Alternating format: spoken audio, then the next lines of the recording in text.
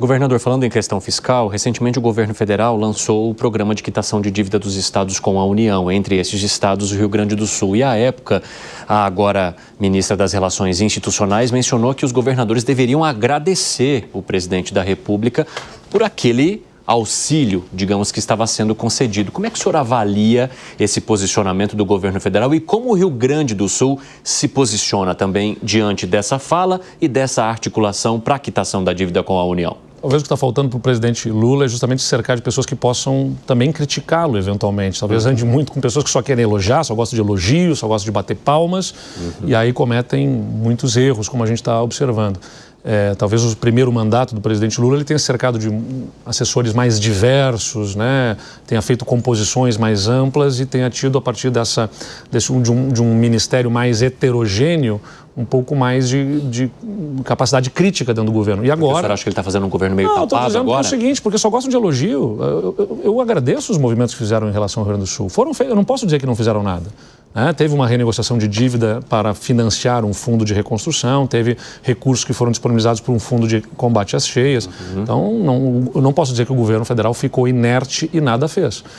Mas não dá para dizer que a propaganda oficial do governo federal faz parecer que eles chegaram a botar 111 bilhões no Rio Grande do Sul, é a propaganda oficial. Nesses 111 bilhões estão até os recursos de antecipação de pagamento de benefícios sociais, que não é um dinheiro novo, é uma antecipação importante, foi um movimento importante. Mas aí daí ia dizer que parecia que entrou um dinheiro diferente do que já ia entrar. Tem as operações de crédito tomado pelas empresas e pelos agricultores, 34 bilhões de reais. O pessoal vai pagar esse dinheiro, não é um dinheiro que não vai ser pago, né? Parece que foi colocado, depositado na conta um dinheiro, não tinha, descarregamos isso no Rio Grande do Sul. O próprio acordo com o governo do estado, ele acaba sendo, do não pagamento da dívida para financiar a reconstrução, nós vamos ter 14 bilhões até 2027, porque o que eu pagaria para Brasília vai ficar no estado, é verdade. Mas o estado vai pagar essa conta também, até 2048, no contrato da dívida, com a correção pelo IPCA. É verdade, a gente agradece, fizeram um movimento de não sermos chamados a pagar os juros sobre esse valor, mas vamos pagar com a correção da inflação. Então, assim, a insistência para tentar fazer parecer que fizeram algo absurdamente extraordinário é desproporcional ao que realmente foi feito. Eu agradeço o que foi feito, mas nós sabemos também o que é do nosso direito. No tema da dívida, para excetuar, o Propag aqui, que você exatamente, perguntou, Propag. Vamos lá. A dívida Quais são os estados que têm maior dívida no Brasil? São Paulo, Rio de Janeiro, Minas Gerais e Rio Grande do Sul. Não é por acaso, são as 4 maiores economias do país. Por que eles constituíram essas dívidas? Porque lá atrás eles estavam financiando investimentos importantes para terem capacidade de produção. Então, o que o Rio Grande do Sul fez com esse recurso ao longo da história, eu não estou defendendo governos que se passaram, dentro daquela lógica da década, 60, 70, 80, foi contratar dívida e fazer estrada, fazer investimentos em infraestrutura, que de alguma forma são aproveitados nacionalmente também, porque a riqueza gerada no Rio Grande do Sul, o Estado não fica com toda a arrecadação que a União tem lá. Fica muito mais para Brasília, desses estados, e para a União, que é distribuído no território nacional em diversas formas, do que ficam para os nossos estados. Mas no Rio Grande do Sul tem um componente aqui especialíssimo, que eu divido com os meus colegas da região sul do Brasil. Existem políticas de incentivo tributário para diversas regiões. Na região Nordeste, fabricação de veículos tem isenção de IPI, que é o imposto de produtos industrializados, é isento. Então tem montadoras lá que não pagam esse imposto. Se vai fabricar veículos na região sul, a gente tem lá uma fábrica de veículos, a GM, tem que pagar o imposto. Zona Franca em Manaus, Fundo Constitucional, que são, se não me engano, 30 bilhões de reais que a União coloca nos bancos de desenvolvimento do Nordeste, do Norte e do Centro-Oeste. E eu não quero que tire nada de ninguém, quero deixar claro aqui, porque quando a gente vai falar sobre esses assuntos parece que eu estou advogando contra. Não quero que tire nada dessas regiões. Mantenham tudo que existe lá, né? O Sudeste tem os royalties do petróleo, que a gente falou ainda aqui.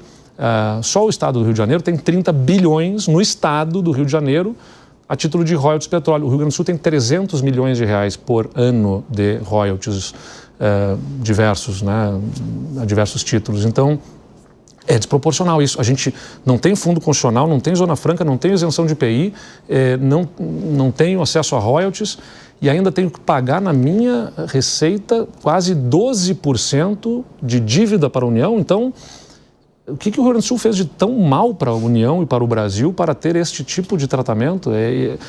Bom, houve um avanço com o Propag, houve um avanço, vai reduzir o que o Estado paga de IPCA mais 4% para IPCA mais 2% vão ficar com o Estado.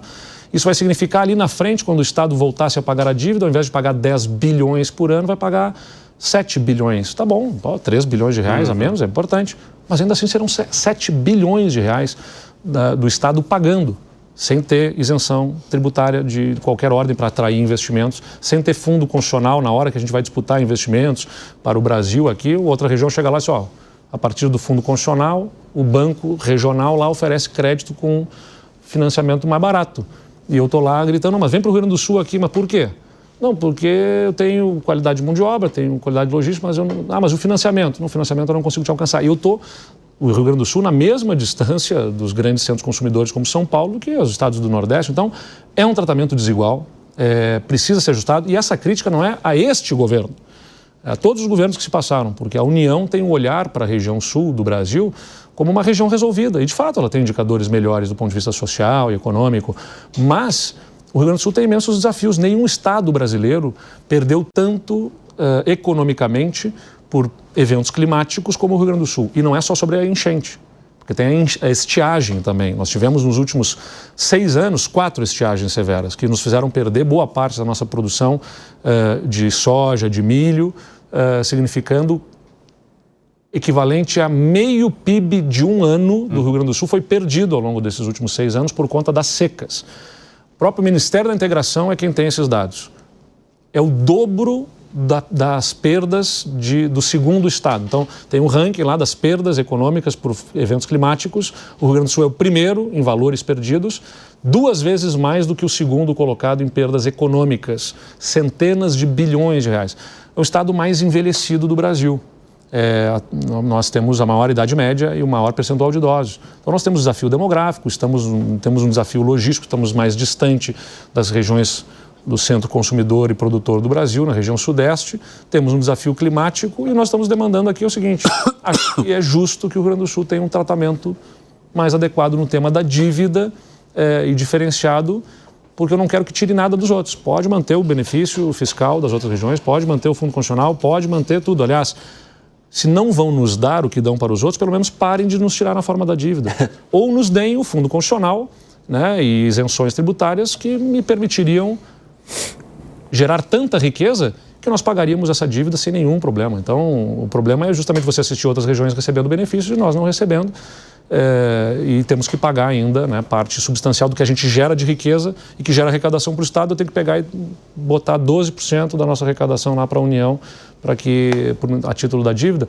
Eu acho que não está certo isso.